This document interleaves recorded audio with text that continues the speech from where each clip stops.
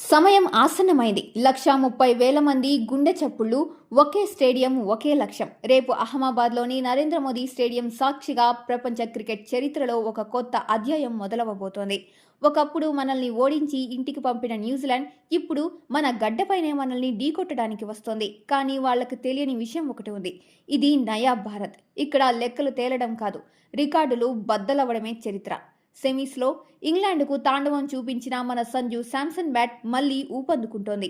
సిక్సర్ల tsunami సృష్టించడానికి శాంసన్ సిద్ధమైతే ప్రత్యర్థి బ్యాటర్ల వికెట్లు పడగొట్టడానికి యార్కర్ కింగ్ జస్ప్రీత్ బుమ్రా గురిపెట్టి ఉన్నాడు. ఈ టోర్నీలో మనోళ్లు కొడుతున్న ఒక్కో దెబ్బకి ప్రత్యర్థుల ఫ్యూజులు ఎగిరిపోతున్నాయి.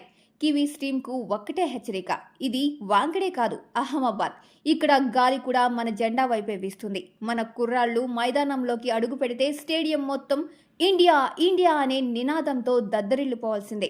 14 ఏళ్ల నిరీక్షణకు తెరపడే క్షణం దగ్గర పడింది. రేపు రాత్రి 7 గంటలకు టీమిండియా తన 3వ టీ20 వరల్డ్ కప్ను ముద్దాడబోతోంది. సిద్ధంగా ఉండండి భారతీయులారా, గెలుపు మనదే, జెండా మనదే.